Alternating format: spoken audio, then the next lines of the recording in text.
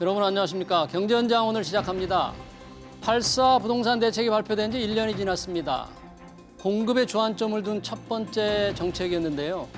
집값이 잡히기는커녕 천장을 뚫은 지 오래입니다. 호언장담한 공급 계획에서 진척된 게 없기 때문이죠. 자고 일어나면 오르는 집값, 문재인 대통령 임기 내 잡힐 가능성 과연 없는 걸까요? 대선 주자들이 내놓고 있는 부동산 청사진의 실효성까지 짚어보겠습니다. 유튜브 실시간 댓글 의견 주시면 토론에 반영하겠습니다. 경제현장 오늘입니다.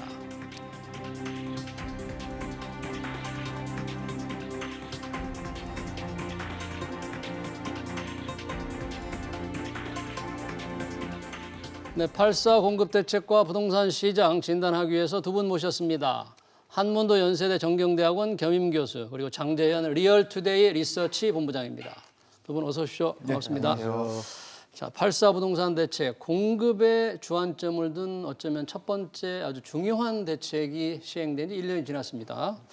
장재현 본부장님, 리얼투데이가 이제 리서치 회사니까 네네. 부동산 시장 동향, 정보 이런 게 굉장히 많을 텐데 네.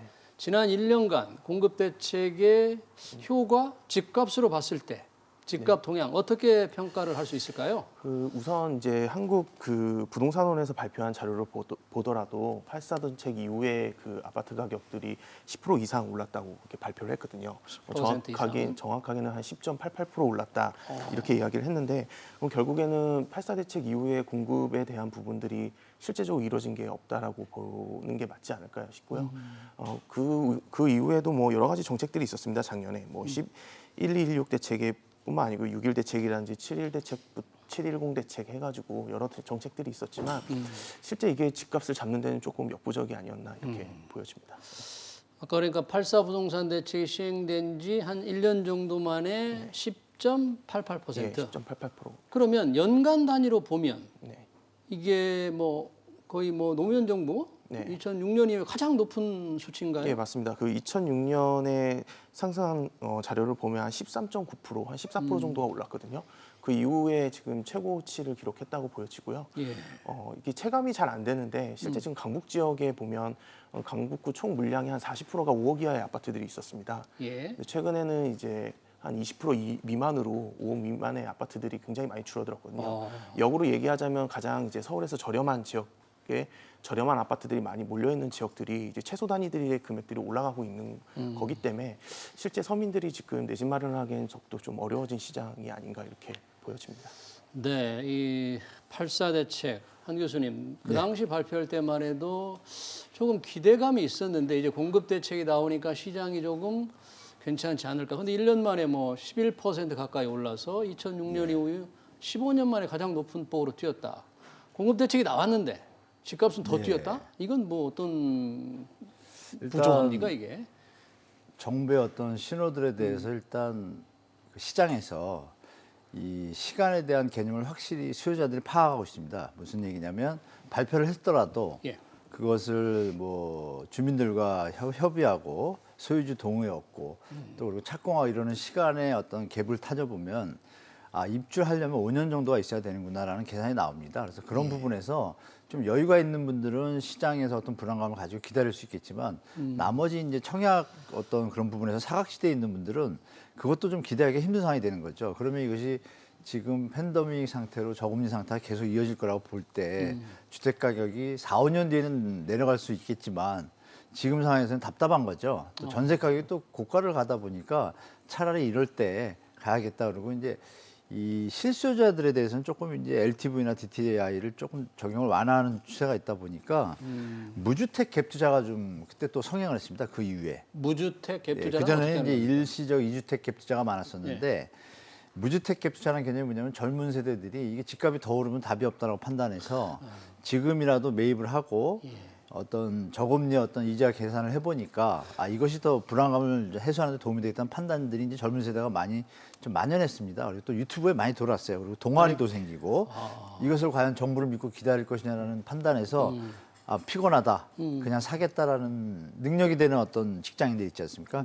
이분들이 실제로 시장에 많이 들어와서 30대 구매 비율이 좀 많이 올라갔죠. 이런 부분들 때문에 정부의 대책이 이제 공급의 미스매치죠. 쉽게 말하면 그것이 강력하고 또 내용에서 보면 공공 재건축하고 공공 재개발로 한 7만 호 공급이었어요. 13만 2천 호 그 공급 대책 중에 8.4 반 이상이 대책이 8.4 13만 대책에서 2천 물론 8.14 대책에서 뭐 3기 신도시 언급하면서 127만 원 했지만 서울 도심에는 일단 13만 2천 원 먼저 던져놨는데 예.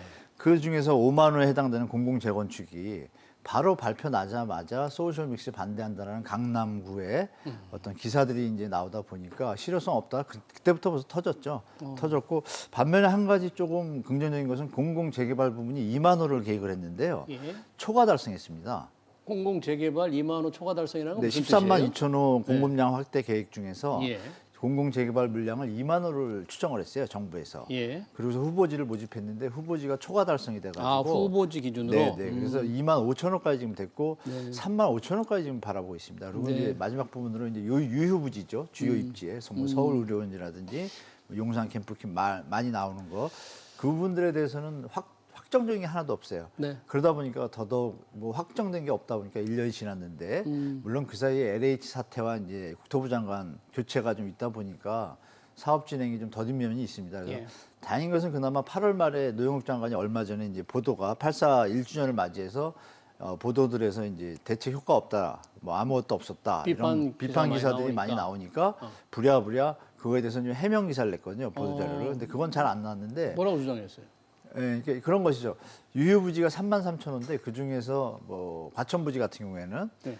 주민들이 반발이 있으셔가지고 예전에 그 뭐 도면 유출 사건이 났던 그 자조경지로 다시 전환했습니다. 그래서 4,000호가 계획이었는데 4,300호로 또 늘어났어요. 늘어났고 반면에 또 태릉 같은 경우에는 주민들 반발이 있으니까 10,000호에서 5,000호로 줄이겠다. 이렇게 네. 유동적인 상태고 네. 그 나머지 서울의료원 부지도 그렇고 조달청 부지 그것도 수세 역사권에다가 대체 부지를 이제 확정했습니다. 이제 최근에. 그런 조달청 부지는 이제 확정이 됐다는 얘기거든요. 직기로.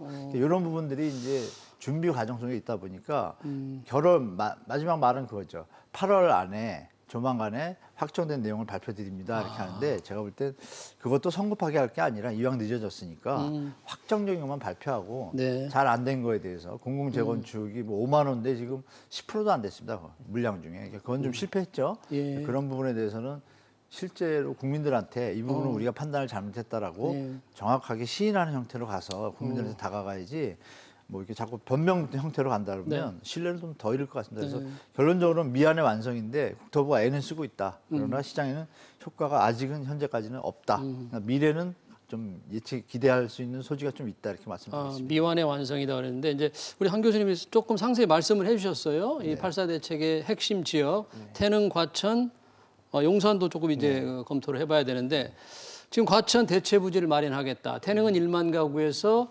5천 가구로 줄인다는데 이 태릉, 과천은 이 자체의 수정 계획은 뭐 진행이 제대로 되는 겁니까? 아니면 이것도 말뿐입니까 지금? 아직 명확하게 시장에서는 파악을 못 하고 있는 거예요. 근데 이제 가장 중요한 게 뭐냐면 저 많은 정책들을 다 발표를 해놓고 결국엔 호가를 올려놨다는 게 가장 큰 문제거든요. 그러니까 호가. 개발 계획들이 발표되고 그 주변에 공공재개발이나 재건축이 된다라는 예정 부지들이 나오면서 그 주변에 있는 소형 아파트라든지 아파트 가격 혹은 재개발 재건축 예정지에 대한 가격들을 좀 올려놨거든요. 근데 이게 그러다 보니까 이제 실수요자들 입장에서는 지금 주택을 구입하려고 해도 이제 뭐 빌라 다세대까지 지금 다 올라가고 있는 상황들이었기 때문에 좀 구입이 어렵고, 하지만 이게 이야기가 나오고 있어서 이제 이곳을 분양받아야겠다는 그런 어떤 실수요자들도 늘어나고 있는 반면에 사실 이게 언제 되겠냐라는 어떤 언제 되겠느냐. 그런 어떤 생각들도 많이 가지고 있거든요. 그러다 보니까 이제 주택을 매입해야 되는 게 아니냐 이런 좀 심리로 좀 돌아서는 것 같고, 특히 이제 입주 물량들을 보면 이게 올해 지금 전국에 한 28만 5천여 가구 정도가 입주를 하거든요. 근데 이게 아마 제가 알고 있기로는 2015년 이후에 최저치입니다. 그리고 지난해에 비해서 한 38% 감소한 비중이거든요. 입주 물량이. 네.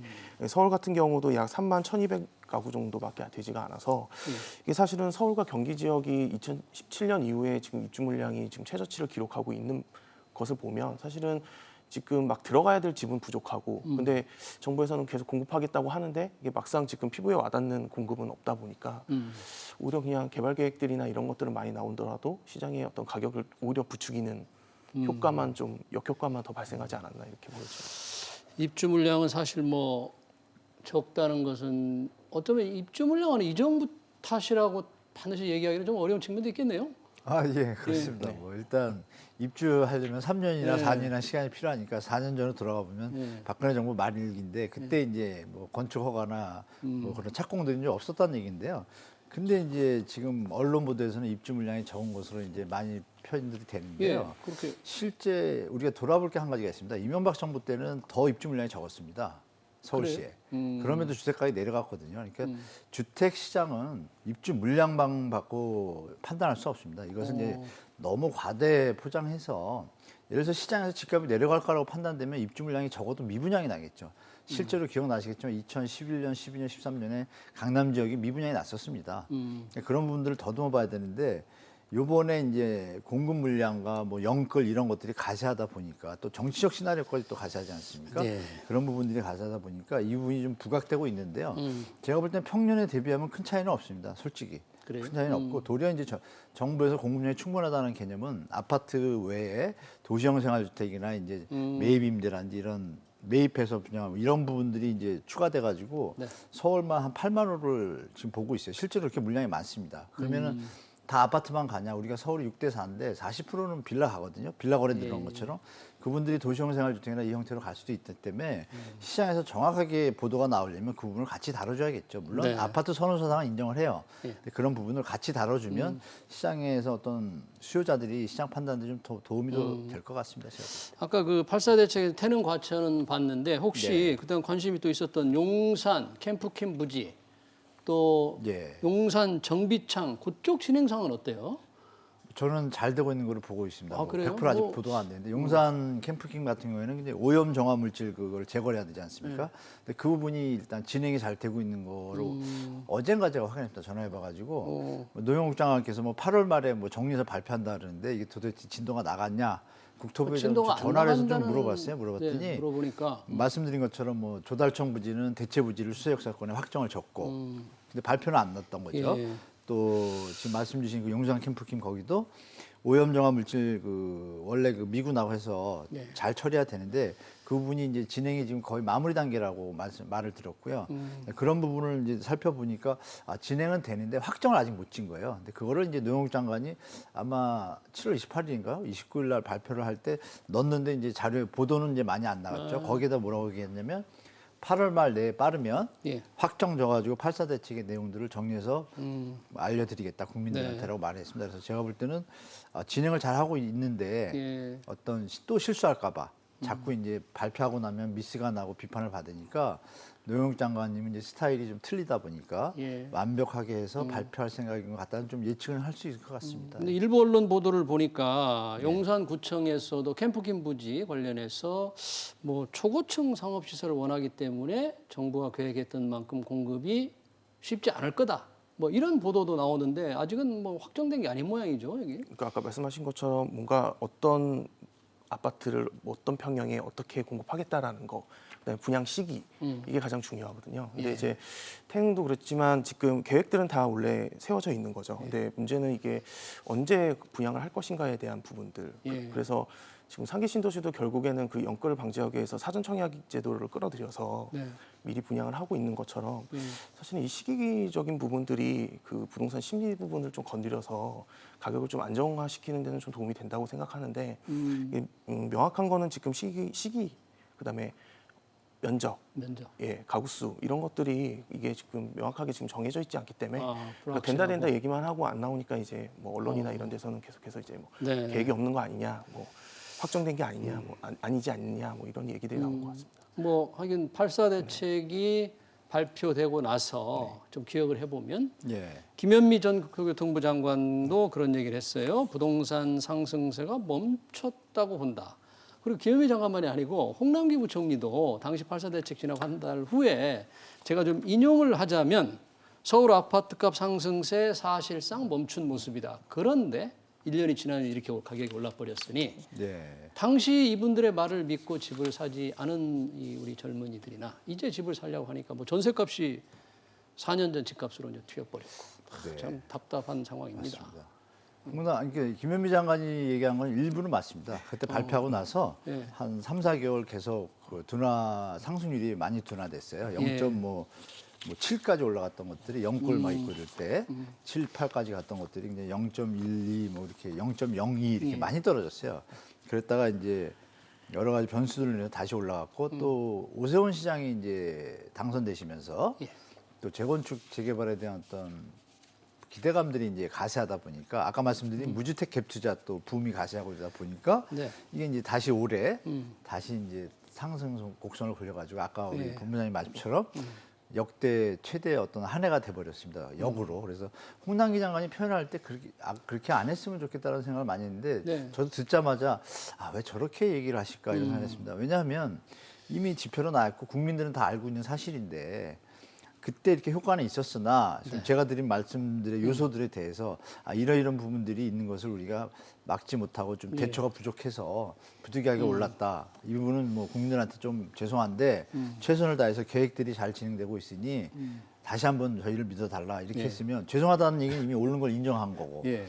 근데 미래형에 대해서는 지금 진행 중이잖아요, 다. 네네. 근데 이게 다 마무리 단계라고 저는 개인적으로 보고 있거든요. 토지 보상도 지금 빠른 데는 80%가 보상이 끝났어요. 3기 신도시? 네네, 아주 그럼 뭐 혁신적이죠, 제가 볼 진전이 안 때. 되는 것도 많지 않아요? 네? 진전이 안 되는 것도 땅값 보상. 그건 이게 보도 이 가짜 뉴스의 이게 힘입니다. 우리 앵커님도 진전이 안 된 것도 그래요? 있잖아요. 제가 이렇게 직접 가서 얘기를 확인해 봐야 하시니.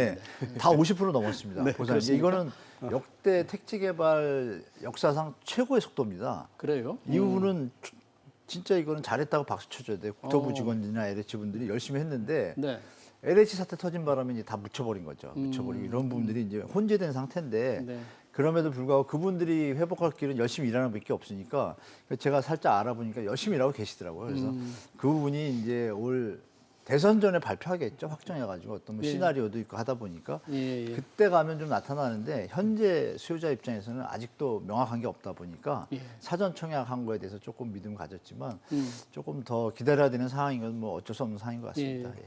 지금 그 한 교수님이 사전 청약을 말씀하셨는데 네. 3기 신도시 사전 청약 네네. 이제 뭐 특별 물량 신혼부부가 결과가 나왔잖아요. 네네. 굉장히 경쟁률이 좋았는데 네네. 그 얘기는 뭡니까? 이게 뭐 거기가 그러니까 가격이 그래도 분양가가 좀 낮기 때문에 네. 어떻게든 사야 되겠다는 겁니까? 아니면 뭔가 정부 대책이 효과가 있는 겁니까? 네. 아니면 어떻게 평가를 해야 될까요? 이런 말씀을 먼저 드리고 싶은데 생각보다 수요자들이 굉장히 똑똑해졌어요. 그러니까 부동산에 대해서 굉장히 보는 안목들이 굉장히 그러니까 굉장히 넓어졌거든요. 그러니까 예를 들면 3기 신도시 자체가 사실은 2기 신도시나 1기 신도시보다 입지 여건이 훨씬 좋습니다. 입지 여건이 훨씬 예. 좋다. 근데 지금 제가 인천 계양에서 분양하는 분양가들을 보니까 예. 전용 5구제곱미터가 아마 한 3억 5천만 원, 그다음에 59제곱미터. 예, 그다음에 평수로 하면 그게 한 25평형 정도 됩니다. 예. 근데 이거를 이제 주변에 지난 2월에 입주한 아파트랑 비교해 보니까 한 시세 한 75% 수준 정도 되더라고요. 75%밖에 예. 안 그럼 된다. 사실은 충분히 매력이 있고 또 네. 일반 아파트가 아니라 어쨌든 신도시 내에 지어지는 아파트이기 때문에 사실은 미래 가치도 같이 보고 있는 거죠. 예. 예, 그런 점들이 있고 또 그러니까 경쟁률이 높을 수밖에 없다. 매력적이다 그런 네, 얘기죠. 네. 분양가가 좀 낮아서. 네. 이제 분양가가 높다라는 이유는 아무래도 이제 그동안에 짧은 기간 동안 시세들이 너무 많이 올랐기 때문에 그 시세의 75% 정도를 받더라도 이게 실수요자들이 체감하는 거는 분양가가 비싸다고 느껴질 수 있거든요. 예. 근데 이제 시세로만 본다면 그 주변에 한 75%, 70% 수준 정도 되기 때문에 그거를 저희가 인천 계양부터 3기 신도시 시세들을 쭉 분석을 해보니까 예. 70% 정도까지의 시세로 간다면 예. 한 2억 7천에서 3억 5천 정도 되는 아파트들이 25평에선 가장 많이 나올 것 같습니다. 그러다 보면 사실 지금 25평 서울에 있는 25평 아파트 가격이 8억 이상이라는 것들을 감안했을 때 서울 근접해 있는 3기 신도시에서는 충분히 미래 가치가 있다고 생각하는 거죠. 그러니까 본부장님은 한때 그게 뭐 분양가가 너무 높다 이런 지적이 있었지만 주변 아파트에 비교해서는 75% 정도니까 네.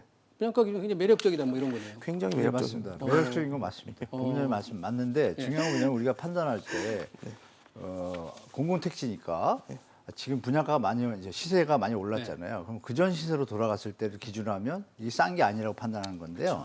우리가 지금 현재 시점에서 그냥 판단해야 되겠습니다. 그건 이제 과거 시점이 됐죠.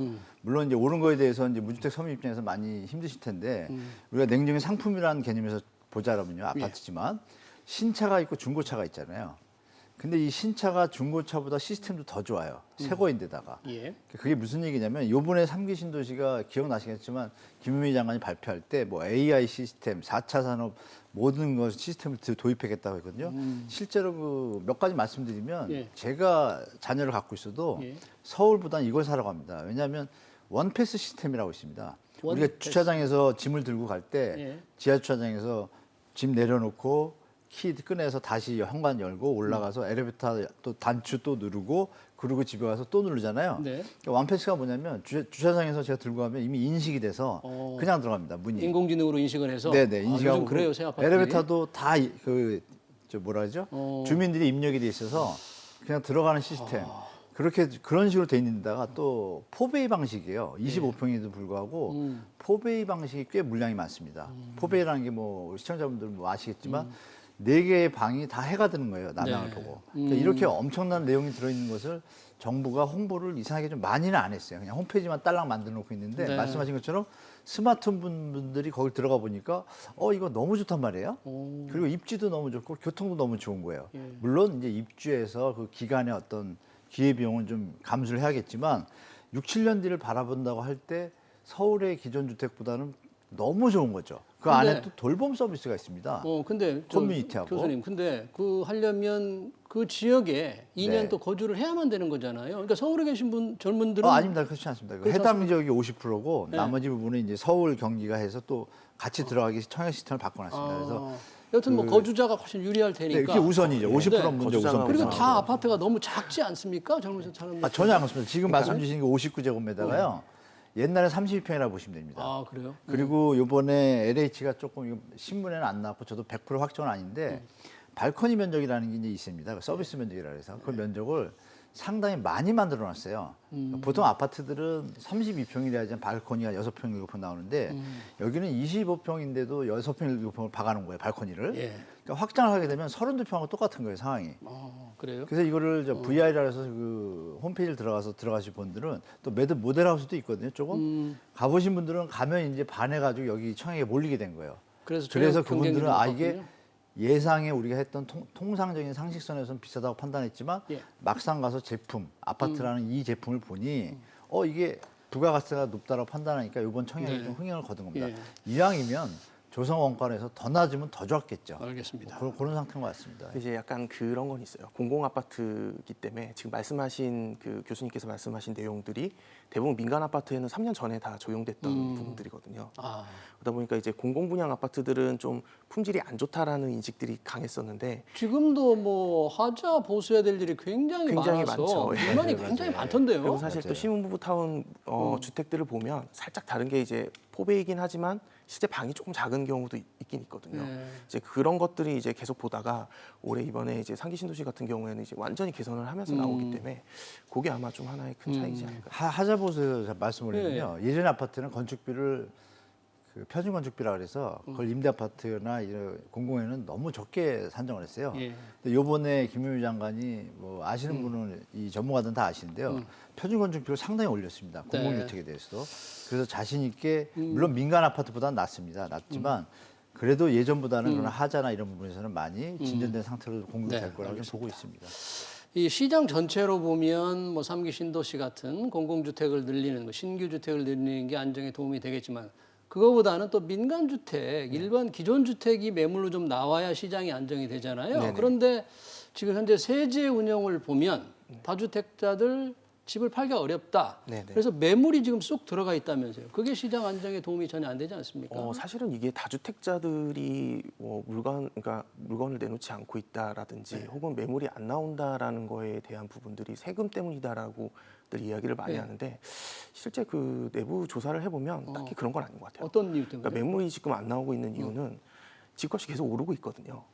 집값이 오르고 예, 있죠. 그게 가장 큰 이유라고 보여지는데 실제 지금 제가 예를 들어서 5억이 되는 아파트를 예. 내놨을 때 뭐 쉽게 체감적으로 한두 달 있다가 보면은 6억이 되고 6억이 되는 게 7억이 되는 지금 상황이거든요. 그게 이제 특히 서울 시내 그런 경우가 좀 있었던 게 그 공공재건축이라든지 혹은 재건축 발표를 하게 되면서 그 강북구 같은 지역 같은 경우에 뭐 재건축 아파트나 재개발 지역들의 가격들이 좀 많이 올라가기 시작했습니다. 이제 그러다 보니까 이제 매물에 내놓는 어떤 총 양들이 조금 상승 줄어든 기대감 거고요. 때문에 지금 내놓지 않는다. 네, 세금이 네. 무거워서가 아니라. 네네. 사실 그렇게 따지면 뭐 2007년 뭐부터 시작해서 뭐 종부세라든지 세금 뭐 DTI 처음 시작했을 때 노무현 정부 때부터 시작했을 때 그때 막 매물이 나왔던 거는 그건 세금 때문에 그런 게 아니라 사실은 시장이 조금 뭐 금융 위기라든지 여러 가지 어떤 상황들 때문에 매물이 많이 나왔잖아요. 네. 근데 지금 상황은 그 상황이랑은 좀 다르게 느껴지거든요. 아, 그러니까 그래요? 이게 뭔가 세금이 무거워서 그다음에 혹은 뭐 대기 수요 뭐 이런 게 아니고 지금 아직까지는 시장이 좀 강세를 유지하고 있고 또 주변에 대부분의 그 서울 같은 경우 혹은 일기 신도시 같은 경우에는 재건축 예정지라든지 재건축 예정 아파트들이 많이 있는 상황이어서 가격들이 조금씩 올라가고 있기 때문에 조금 시장을 좀 더 보면서 매물을 내놓으려고 하는 게 아닌가 좀 이렇게 생각이 들고요. 그게 어떤 규제나 어떤 정책에 의해서 뭔가 매물이 들어가거나 그러지는 않은 것 같습니다. 네. 그러니까 팔면 세금을 너무 많이 매겨야 될 테니까 내야 되니까 안 내는 게 아니고 계속 오를 것 같으니까 쥐고 있겠다. 뭐 이런 분석이시네요. 양면의 모습인데요. 같이 봐야 되겠죠. 양도세 중과로 인해서 종부세, 보유세가 늘어나니까 팔고 싶은데 네. 양도세 중과예요. 그러니까 못 팔게 돼요. 아 그냥 더 들고 가보자 그러면 매물이 시장에 안 나오겠죠.